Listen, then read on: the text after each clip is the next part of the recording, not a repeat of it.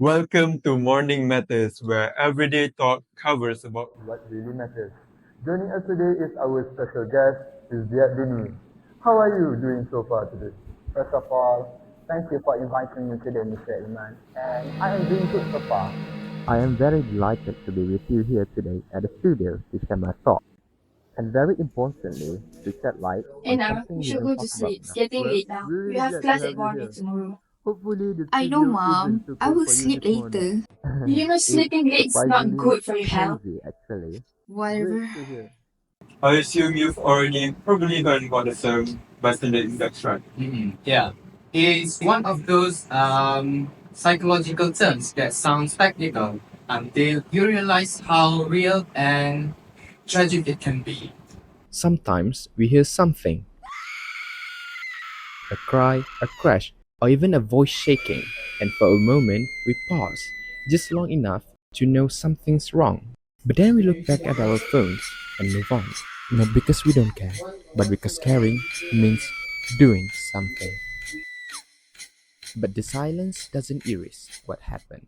It just delays the moment you have to face it.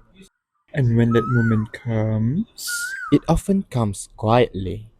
The commotion outside and the sudden realization that you're close enough to stop it. Someone that died today could have been alive. And even when they realize what happened, they don't interfere.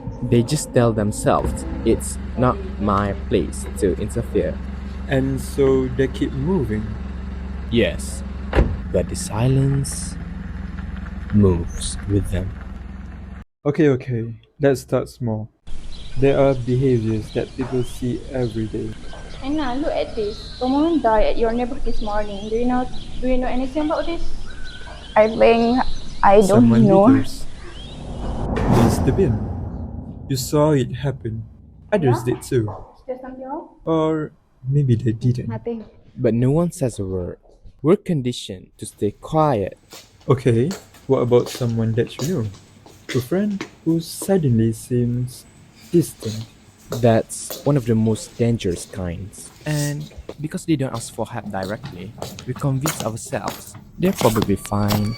But silence in the small things creates permission for bigger ones. Like being in a situation where you know something is wrong. You hear it.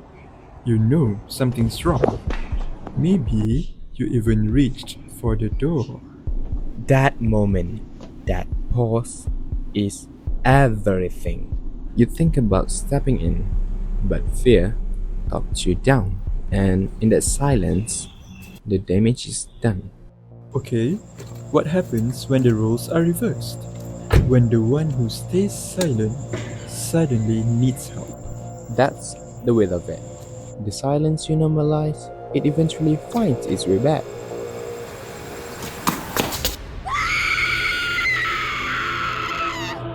And no one steps in. No one's watching, no one's listening. They needed someone. But no one came. Well, it's the final lesson, and we're trained to look away. And the silence echoes, just like it did before. And I don't miss what we had, but could someone give a message to the smallest man who ever lived? Were you sent by someone who wanted me dead? Did you sleep with a gun underneath our bed? Were you writing a book? Were you a sleeper cell spy?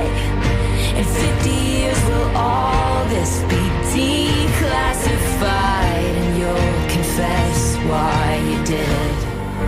And I'll forget you, but I'll never forgive the smallest man who ever lived.